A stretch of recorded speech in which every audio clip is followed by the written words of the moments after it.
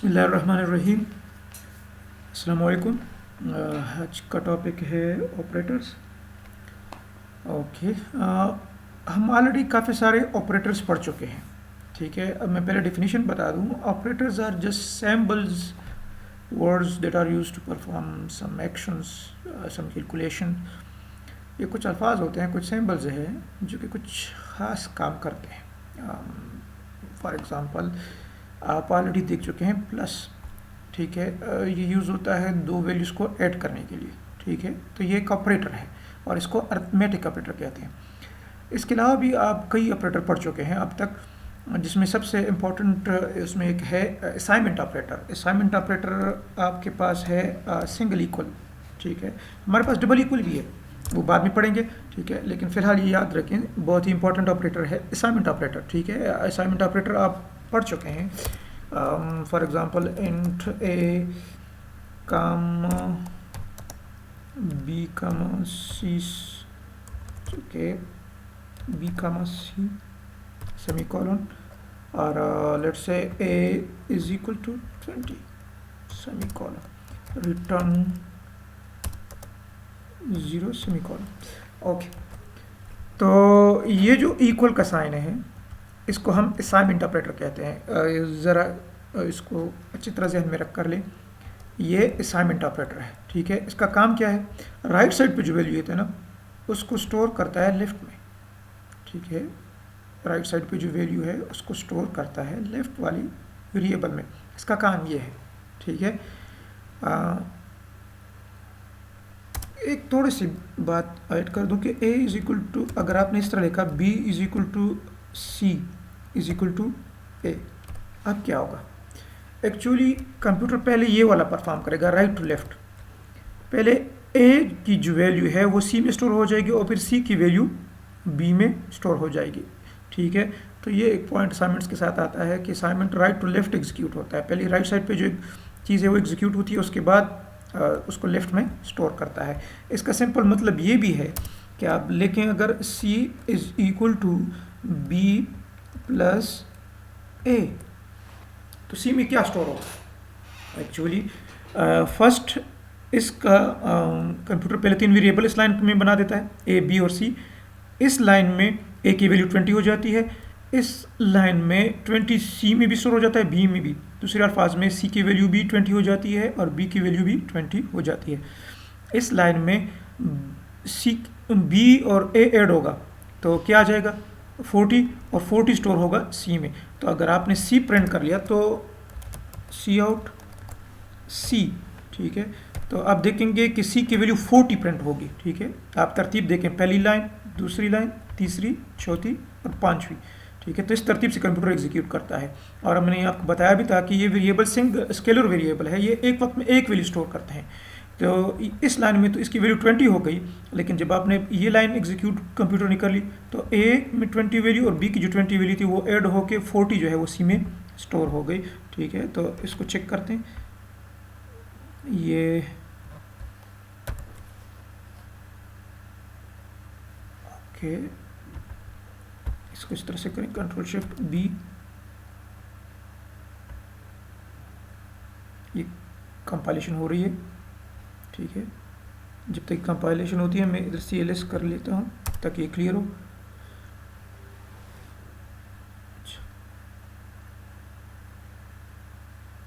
ये task building actually हो रही है, आप सिंपल इसे समझ ले कि ये कंपाइलेशन है। अच्छा, कोई एरर नहीं है, तो प्रोग्राम का नाम है ऑपरेटर। एंटर करें, सी की वैल्यू प्रिंट हो गई 40। ठीक है, तो ये बस नोट कर ले असाइनमेंट के हवाले से। इसके अलावा जो हमने ऑपरेटर पढ़े हैं, तो इंसर्शन ऑपरेटर है जो आप सी आउट के साथ यूज़ करते हैं, ये जो मौजूद है यहाँ पर आप देख लें ये। ठीक है, ये कौन सा ऑपरेटर है, ये है इंसर्शन ऑपरेटर। ठीक है, अच्छा, इंसर्शन ऑपरेटर के लेफ्ट साइड पर आपको सी आउट मिल रहा है जो कि एक ऑब्जेक्ट है स्ट्रीम का, स्ट्रीम क्लास का मेरा ख्याल है, और सी जो है एक वेरिएबल है। तो ये एक तरह से बाइनरी ऑपरेटर कहलाते हैं, ऐसे ऑपरेटर जो कि जिसके लिए 2 वैल्यू चाहिए इसको काम करने के लिए। इस तरह प्लस भी एक बाइनरी ऑपरेटर है क्योंकि आपको b और a 2 वैल्यूज चाहिए तभी दो चीज़ें ऐड होंगी। इस तरह असाइनमेंट भी इस जो है वो बाइनरी ऑपरेटर है, आपको राइट साइड पे भी एक वैल्यू चाहिए, एक उसके लेफ्ट पे भी वैल्यू चाहिए। तो ये नोट कर लें कि ये बाइनरी ऑपरेटर अभी तक हमने सारे पढ़े हैं। एक्सट्रैक्शन ऑपरेटर भी ऑलरेडी आपको मालूम है, सीएन के अंदर जो यूज़ होता है, अगर आपको याद नहीं है तो मैं ये ठीक है, अब ये जो एग्जीक्यूट होगा तो एक लिए वैल्यू मांगेगा। तो ये जो ऑपरेटर है डबल ग्रेटर, ये कहलाता है एक्सट्रैक्शन ऑपरेटर। मैं ये भी याद दिला दूँ दोबारा से कि single equal assignment double equal भी मौजूद है, वो बाद में करेंगे। इस तरह इंजर्शन डबल है, ये तो अपोजिट हो गया। इंजर्शन ये वाला है less than, double less than, और हमारे पास सिंगल लेस देन भी मौजूद है, ठीक है, तो वो भी बाद में यूज़ करेंगे। इस तरह ग्रेटर देन के दो डबल निशान और सिंगल ग्रेटर ये भी मौजूद है, तो ये भी जो है ना जो हमारे पास रिलेशन ऑपरेटर है ये बाद में पढ़ेंगे। साइज ऑफ भी अगर मैं गलत नहीं हूँ तो एक ऑपरेटर है जो इसका काम है आपको डेटा टाइप के बारे में बताता है कि ये कितनी जगह मेमोरी में ऑक्यूपाई करेगा। और उसके बाद अर्थमेटिक ऑपरेटर आप ऑलरेडी पढ़ चुके हैं, जिसमें एडिशन ऑलरेडी आप पढ़ चुके हैं, सब्ट्रैक्शन मेरे ख्याल में, और मल्टीप्लिकेशन। और डिवीजन और रिमाइंडर का मैं आपको करा देता हूँ, जो कंपैरेटिवली इम्पॉर्टेंट भी है और उसमें थोड़ी सी ट्विस्ट या ट्रिक्स मौजूद है। शुरू करते हैं रिमाइंडर से, मेरे ख्याल में वो कंपैरेटिवली आसान है, ठीक है। अच्छा, एडिशन, सब्ट्रैक्शन, मल्टीप्लिकेशन और डिवीजन, इन चारों के लिए डेटा टाइप जो है ना आप कुछ भी रख सकते हैं। मैं इसको एक कामा बी कामा एन सेमी कॉलन, ठीक है, एक मुझे नहीं मालूम लेकिन मैंने वेरिएबल ले लिए। अच्छा, बताना मैं ये चाहता हूँ कि लेट्स से सी आउट, अगर आपको याद है हम इस तरह भी कर सकते हैं, आपने प्रिंट करना है ए, ठीक है, लेट्स से शायद हमें ज़रूरत ही ना पड़े, 6 + 7 इक्वल्स, और आप करें 6 + 7, ठीक है, तो सेमी कॉलन। अच्छा, कंट्रोल शिफ्ट बी,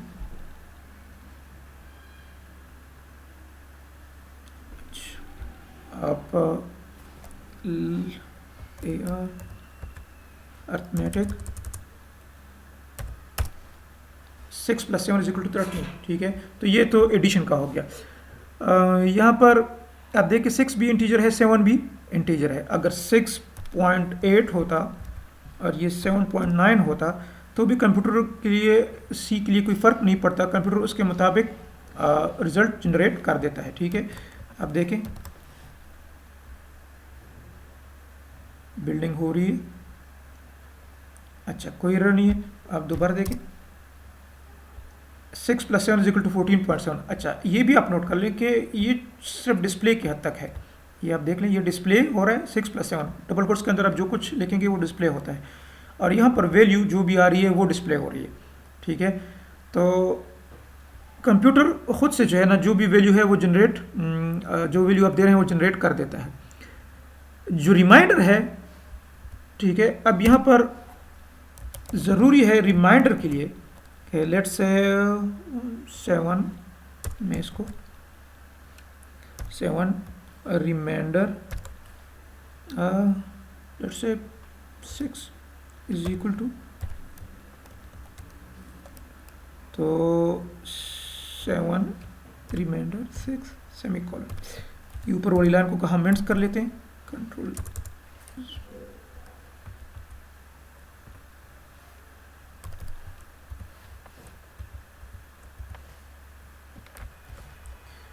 ओके, तो ये लाइन कमेंट्स हो गई, ये एग्जीक्यूट अब नहीं होगी।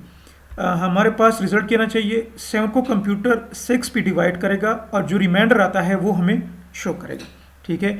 यहाँ पर ये बात इंपॉर्टेंट है कि इंटीजर सिर्फ, ये रिमाइंडर का जो ऑपरेटर है ये परसेंटेज का साइन, ये सिर्फ इंटीजर के साथ काम करता है, ठीक है। इसके साथ अगर पॉइंट्स लगा दिया तो कंप्यूटर सही वैल्यू नहीं देगा, तो ये सिर्फ इंटीजर के साथ काम करता है, बस ये बात जहन में याद रखें कि रिमाइंडर ऑपरेटर ऐसा ऑपरेटर है जो सिर्फ इंटीजर के साथ सही काम करता है, ठीक है। तो सेव करते हैं, इसके साथ कंपाइल करते हैं, इसके बाद इसको एग्जीक्यूट करते हैं। आप देखें 7 / 6 रिमाइंडर क्या आ गया 1। आप मुख्तलिफ वैल्यूज चेक करें, लेट्स से, अच्छा एक और काम करते हैं, अगर ये वैल्यू 0 है जो कि ठीक है, तो 0 डिवाइडेड बाई 6, तो 6 जीरोज आर 0, तो बेसिकली रिमाइंडर क्या आना चाहिए, ठीक है, रिमाइंडर आना चाहिए 0। इसको पहले कंपाइल करें, रिमाइंडर 0 आना चाहिए। ओके, मैंने गलत प्रोग्राम रन किया, अर्थमेटिक रन करना चाहिए। तो रिमाइंडर देखो 0 आ गया, ठीक है। अब फिर आप देखें, अगर आपने यहाँ 3 लिखा है, 3 डिवाइडेड बाई 6, रिमाइंडर क्या आएगा, तो इसको कंपाइल करें, आप गेस कर सकते हैं, रिमाइंडर आएगा 3, ठीक है, देखिए रिमाइंडर आ गया 3। तो ये नोट करने वाली बात है, 3 को आप 6 पे डिवाइड करेंगे तो 6 जीरोज आर 0, क्योंकि 6 1 जार 6 आता है, तो उससे नीचे पे हम नीचे आते हैं, तो 6 जीरोज आर 0 और 3 रिमाइंडर आ जाता है, ये नोट करने वाली चीज़ है। उसके बाद ये तो ख़ास बात थी रिमाइंडर के बारे में। आते हैं डिवीजन के मुतालिक। डिवीजन के लेफ़्ट और राइट साइड पे आप कुछ भी यूज़ कर सकते हैं, ठीक है। और डिवीजन जब आप करेंगे तो आपको कोशेंट रिजल्ट मिलेगा, ठीक है, चेक कर लेते हैं। ये 7 डिवाइडेड बाई 6, ठीक है, कंट्रोल S और कंट्रोल शिफ्ट P, ये कंपाइल हो रहा है, एरर कोई नहीं। आप देखें 1 रिजल्ट आ रहा है, ठीक है। अब यहाँ पर वो बात मैं बताना चाहता हूँ, हालांकि आपके जहन में क्या था कि रिजल्ट क्या आना चाहिए, 6 पे डिवाइड करें तो 1 3, तो रिजल्ट कुछ पॉइंट्स में आना चाहिए, जो कि पॉइंट्स में नहीं आ रहा। उसकी वजह है डिवीजन ऑपरेटर जो है ना, वो चेक करता है कि लेफ्ट और राइट पे अगर दोनों इंटीजर हो तो कंप्यूटर रिजल्ट इंटीजर में देगा। अगर लेफ्ट और राइट पे जो ऑपरेटर है, अब जो डिवीजन ऑपरेटर है, ठीक है, ये वाला, इसके लेफ्ट पे 7 लिखा है जो भी इंटीजर है, और इसके राइट पे 6 लिखा है वो भी इंटीजर है। तो जब इंटीजर पे डिवाइड होगा तो रिजल्ट हमेशा से इंटीजर आएगा, ठीक है, ये बात नोट कर लें। और उसमें से कोई एक भी आपने पॉइंट्स में कर लिया तो फिर रिजल्ट जो है वो डबल या फ्लोट डेसिमल वैल्यू आएगी। अभी आप चेक करते हैं, अच्छा कोई एरर नहीं है, आप देखें 1.6, ठीक है। अच्छा, इसके मुकाबले में आप इस तरह करें कि दूसरे के साथ कर दें, 6.0 कर दें, अब भी सही है, ठीक है। कंट्रोल शिफ्ट B,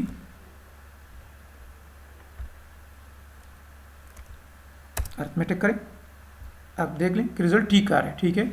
तो अगर आपको कंप्लीट डिवीजन चाहिए तो आपने किसी एक के साथ पॉइंट लगा लेना है, या दोनों के साथ आप पॉइंट लगा दें।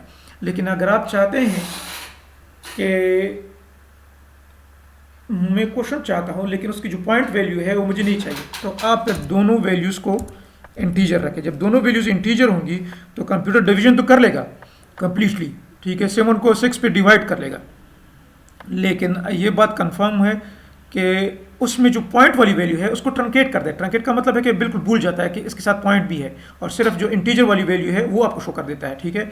आप देखें जब 7 को 6 पे डिवाइड करते हैं तो ये आता है 1.16667, ठीक है, आखिर में राउंड अप हो चुका है।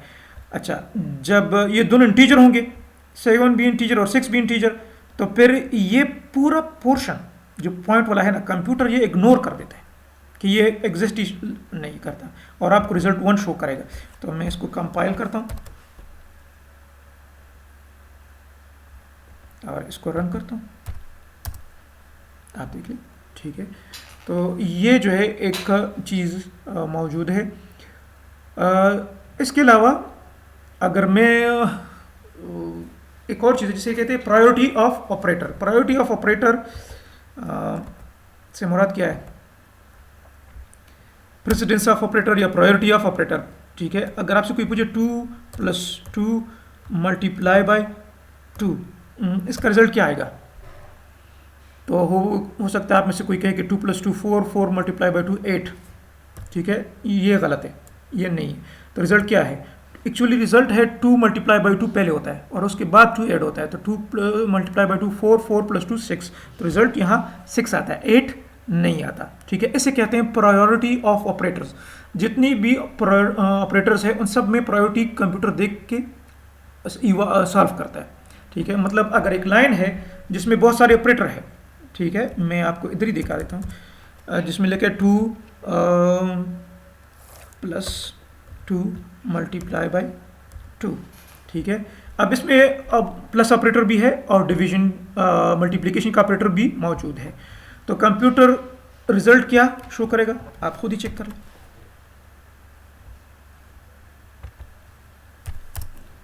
6। ठीक है, क्यों? क्योंकि कंप्यूटर के लिए, कंप्यूटर को पहले से पता है कि अर्थमेटिक ऑपरेटर में से कौन सी की प्रायोरिटी ज़्यादा है और कौन सी की कम है। और ये रूल्स तो हमें बचपन में पढ़ाया जाता है नॉर्मली, फर्स्ट सेकंड थर्ड वो इब्तदाई में, बल्कि उससे भी शायद पहले, कि आपको मालूम होना चाहिए कि किसी लाइन में अगर डिवीजन मल्टीप्लिकेशन हो तो वो पहले होता है और एडिशन सब्ट्रैक्शन बाद में होता है। तो ये नोट करने वाली चीज़ है या नोट करने वाली बात है। अगर आपने चेंज करना है, आप चाहते हैं कि पहले एडिशन हो और बाद में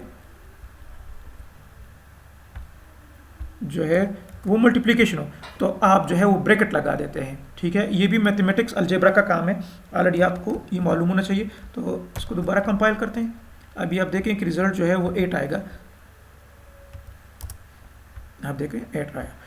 तो बेसिकली ब्रैकेट्स जो है ना वो भी एक तरह से ऑपरेटर है, ब्रैकेट्स ऑपरेटर जो पैरेंथेसिस है, तो इसका काम है, ये प्रायोरिटी को एक तरह से चेंज करता है। तो ये चीज़ नोट होने वाली है, नोट आपको करनी चाहिए। ठीक है, अच्छा, अब एक प्रोग्राम लिखते हैं जिसमें हम कोई 3 नंबर इंटर करते हैं और फिर उसका सम और एवरेज कैलकुलेट करते हैं। एक तो हमारी प्रैक्टिस हो जाएगी अर्थमेटिक और डिवीजन पे, और दूसरा कुछ चीज़ मज़ीद इंशाल्लाह इसमें क्लियर होंगी। तो कोई भी 3 नंबर लें, और प्रोग्राम किस लिए कर रहे हैं, कोई भी 3 नंबर लें, यूज़र एंटर करे और उसका फिर सम और एवरेज मालूम करना है। ठीक है, तो हम नंबर एंटर कर रहे हैं, तो integer let's say num1 comma num2 comma num3। ठीक है, ये तो 3 नंबरों के लिए हम लिया। हम सम भी कैलकुलेट करेंगे, ठीक है, कामा हम एवरेज भी कैलकुलेट करेंगे। ठीक है, अच्छा, यहाँ पर कुछ चीज़ें क्लियर होंगी बाद में, फिलहाल एवरेज को मैंने इंटीजर ले लिया, वो भी देख लेते हैं कि हो क्या रहा है। अच्छा, फिर आप लिखेंगे सी आउट, आपने यूज़र से मांगने हैं इंटर एनी 3 नंबर्स। ठीक है, और cn num1 num2 और num3। ठीक है, 3 नंबर एंटर हो जाएंगे। उसके बाद आपने सम कैलकुलेट करना है, तो सम इज इक्वल टू, अच्छा, नहीं, num1 plus num2 plus num3 semicolon.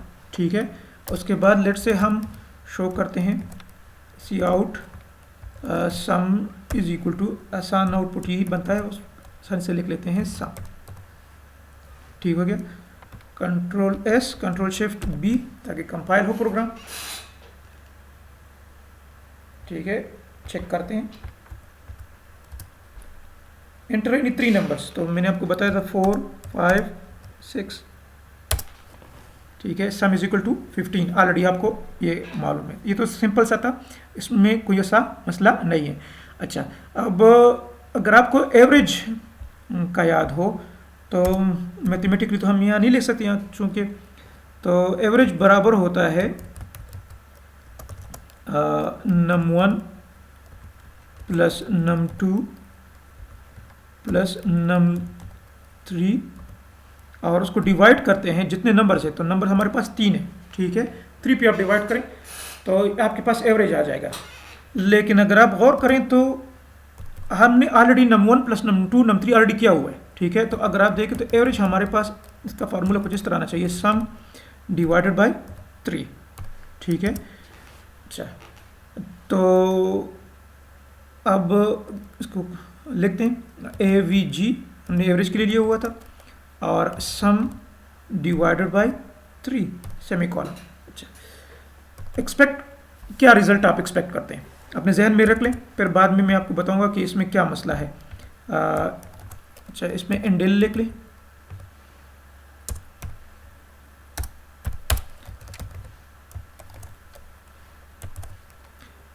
Let's say average is equal to और AVG सेमीकोलन। ठीक हो गया। एवरेज के लिए बस मैंने एक वेरिएबल लिया हुआ है, आप प्रॉपर नेम भी ले सकते हैं। तो आप क्या एक्सपेक्ट कर रहे हैं कि रिजल्ट क्या होगा, मैं इसको मिटा देता हूँ। अच्छा, ये जो 2 लाइन है इसका रिजल्ट होगा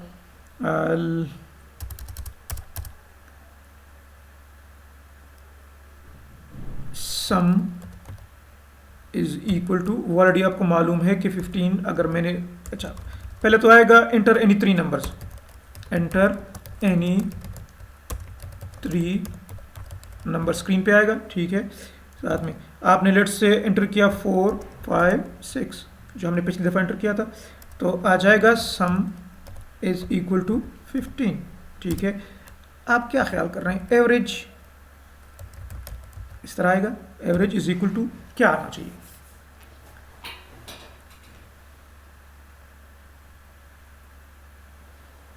एवरेज होगा 15 को 3 पे डिवाइड करें 5। वेल कम में तो कुछ और सोच रहा था, लेकिन शायद मैंने पहले सोचना इसलिए। ठीक है, ये 5 आएगा, कंट्रोल S। अच्छा, इसको फिलहाल छोड़ दें, सेव नहीं करते, इसको आप कंपाइल करें। अच्छा, अभी ठीक है, एंटर एनी 3 नंबर्स, तो मैं 4 5, चलो 4 5 6 एंटर करें तो 5 आ गया। दोबारा से रन करते हैं। ठीक है, और इस दफ़ा वैल्यूज चेंज करते हैं, और इस दफ़ा अगर हम लेकें 5 6 एवरेज से कुछ चेंज करते हैं 7 और 7। ठीक है, तो क्या आएगा, तो 5 7 7। अच्छा, मैंने प्रोग्राम अभी एग्जीक्यूट ही नहीं किया। Enter any 3 numbers 5 7 7। अच्छा, सम तो बड़ा आसान है, 19 आ जाएगा। एवरेज क्या आएगा, 6। ठीक है, हालांकि एवरेज क्या आना चाहिए, 6.3 समथिंग समथिंग समथिंग। ठीक है, 6.3 आना चाहिए ना। 19 को जब आप 3 पे डिवाइड करें तो पॉइंट्स में आना चाहिए, जो कि पॉइंट्स में नहीं आ रहा। तो इसकी कई वजूहत है, वो आपको ऑलरेडी मैंने पिछली वीडियो में, इसी वीडियो में पहले बताई थी कि सम जो है वो बेसिकली इंटीजर वेरिएबल है और 3 भी इंटीजर है, तो दोनों में से किसी एक को आपने पॉइंट में करना है। अच्छा, अभी आप क्या एक्सपेक्ट कर रहे हैं, वेल अभी भी रिजल्ट यही आएगा, चेंज नहीं होगा। और उसकी वजह क्या है वो बताता हूँ। 5 7 7 वही 6 आ गया, क्यों, एक्चुअली एवरेज को भी हमने इंटीजर लिया हुआ है। ठीक है, अगर आप एवरेज देख लें तो एवरेज भी इंटीजर ही है, आपने इसको भी डबल लेना है तभी ये काम करेगा। अभी जो है एवरेज क्या है, डबल हो गया, तो कंट्रोल S तो शिफ्ट B, अभी इसका प्रॉपर रिजल्ट आएगा आपके पास। Inter 3 numbers 5 7 7। ठीक है, 6.333।